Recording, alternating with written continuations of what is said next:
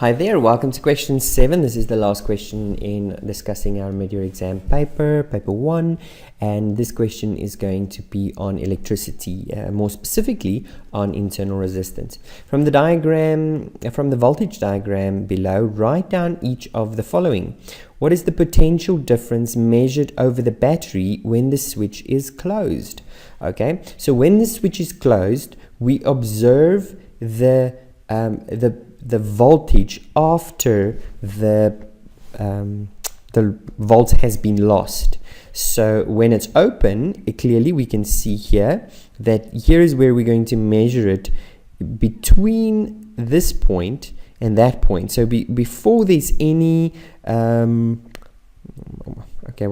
between this point and that point, before there's any resistance lost, okay, there, then so that is the EMF. So this is the EMF, and then if I measure it after internal resistance, so the voltage measured over the battery, so the whole measurement here would be 10.2 volts. Okay. The lost volts due to internal resistance. Okay, so I'm obviously losing 1,8 volts. Okay. The power dissipated by the internal resistance if the internal resistance is given. Okay, so power dissipated. So power dissipated is, let's go and look at our formula sheet. Power is, I've got volts and internal resistance. Power is voltage squared divided by resistance. So power is voltage squared divided by resistance, in this case lowercase r, because it's the power that is dissipated due to the internal resistance.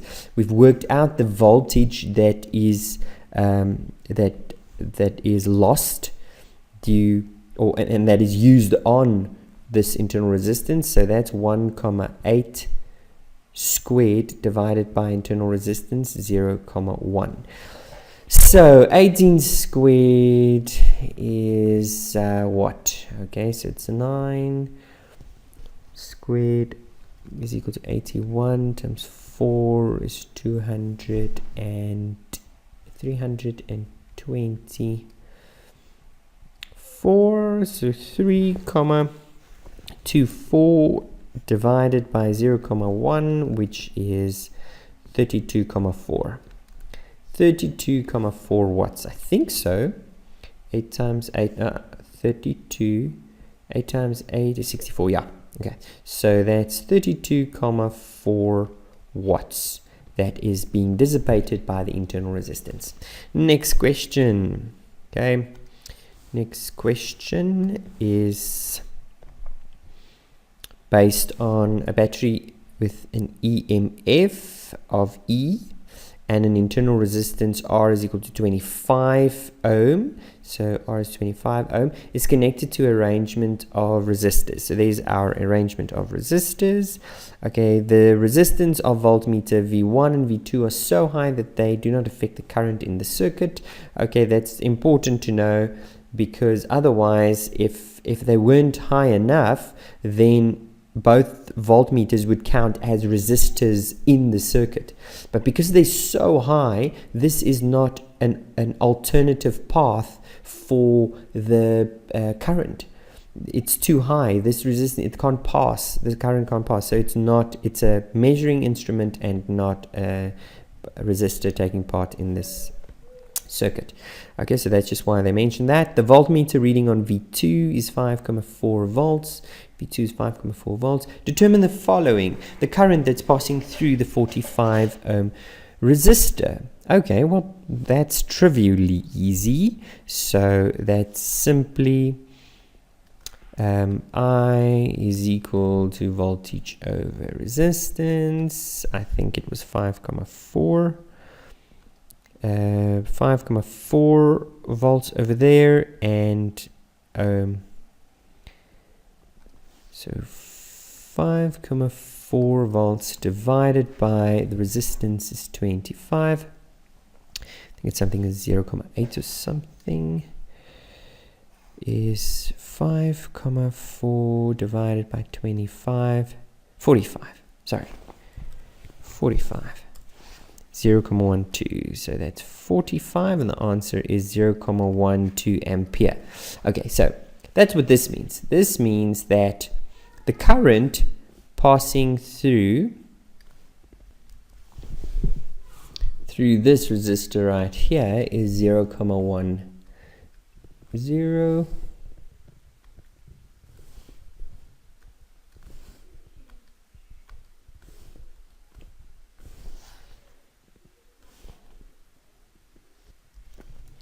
Okay, is 0,12 ampere. So that is the current that is passing through this branch right here. Okay. Now, one thing that we should know, that's 5,4 volts.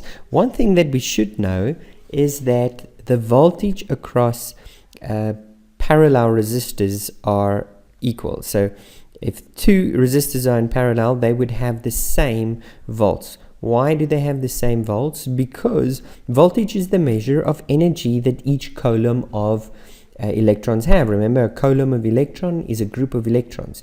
So the group of electrons that go this way and the group of electrons that go in that way has the same amount of energy going both ways. Now, there are more coulombs going to come this way because there's less resistance.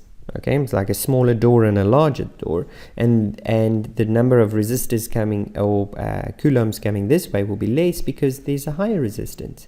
None will go this way because it's too high resistance, and none will go that way because it's too high resistance. So hopefully that makes sense. But the amount of energy that each coulomb has, that is potential difference, is the same. Okay.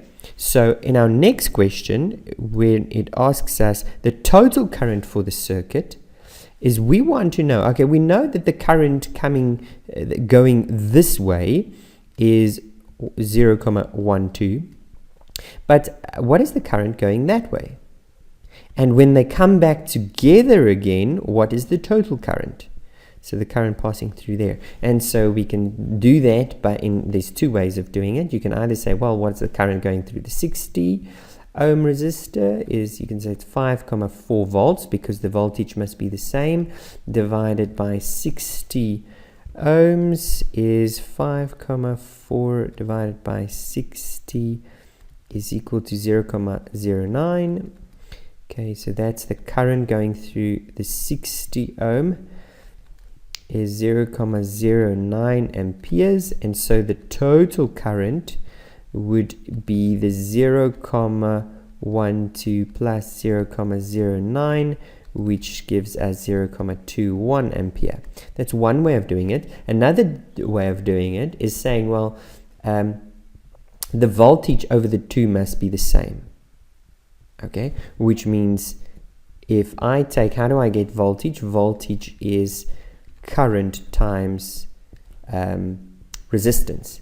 So if I take the 60 ohm current and I multiply it by the 60 ohm resistor, I must get the same answer as taking the 45 ohm current times the 45 ohm resistor. Okay, and so I get the 60 ohm current times 60 ohms is equal to the 45 ohm current, which we calculated at 0,12. 0,12 times the 45 ohms. And that, when I solve I get exactly the same answer, 0,09. Okay, and that then gets added together with the 0.12, and that gives me 0,21.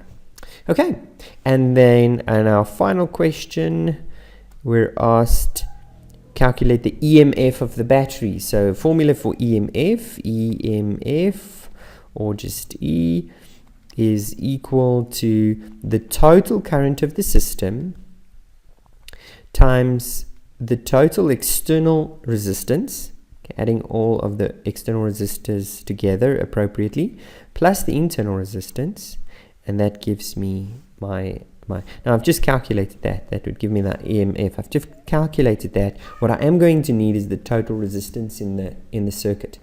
So in order to get the total resistance in the circuit, I first have to add all the resistors. So I see that my total resistors is equal to one series resistor, the 90 ohm, plus this parallel branch. So let's call it R parallel. There's different ways of doing it. Let me do it this way. So R parallel is 1 over the R parallel is equal to 1 over the 60 ohm plus, sorry, it should be equal, plus 1 over the 45 ohm. And so adding 1 over 60 plus 1 over 45 gives me that answer, and now I revert it, or I take the reciprocal, because that's 1 over the parallel resistor, so the reciprocal is 25,27. So I'm just going to store that, memory store, so RP is 25,27 ohm. Okay, so that is this combination together with the 90. Okay, so basically what we've calculated here is the amount of resistance that would be experienced by a coulomb of electrons passing through this circuit. Now, not all of the coulombs go through the 60, and not all of the coulombs go through the 45. They have two options, these two routes. So the effective route is less than 60 and less than 45 because they don't have to take the 6. There's two options. Okay, so for example, let's say both of them were 60 ohms, 60 ohms. Then the effective option would be 30 ohms, the effective resistance of two parallel branches. Why? Because half of them go here and half of them go there. Okay, so my effective resistance is actually half of the resistor if there was only one, because there's two branches, there's more options to go, so my resistance in a case where they were the same would be halved. So that's why my resistance is is less than both of those resistors, because I've got more than one option. Not half of any one of the two, because they're not the same. So this is the way in which we calculate it. But anyway, I don't want to spend too much time on explaining that, although I find it fascinating. Nevertheless, let's continue. That is the amount of resistance that every coulomb of electrons will experience. And yet, it's not all of the resistance, not the total resistance, because every single coulomb has to pass through this point. So some go there, but they all come back together to this point. And all of them are going to have to go through the 90 ohm. And so total resistance adds the 90 ohm as well. So that if I substitute it all, it's 0,21, 90 plus, it's 90 plus 25,27, plus the internal resistance of 25. And that gives us plus 90. So this is my total external resistance, plus 25, including my internal resistance, 140, where did I get the 27 from? 71, okay. But that's the total external resistance and internal resistance. So the total resistance for the circuit times, not plus nothing, times 0.21, and that gives me 29,55 EMF. 29,55 volts EMF. Okay, and that was this paper. I definitely think the last part of this paper was significantly easier than the rest of the part, but the only difficult part I think really was question 5 and question 2. they were, question 2, the Newton's laws question. The rest of it was fairly straightforward, but nevertheless, thank you for watching. Hope this was insightful and helped you a little bit preparing for your next exam, which is prelim. Good luck.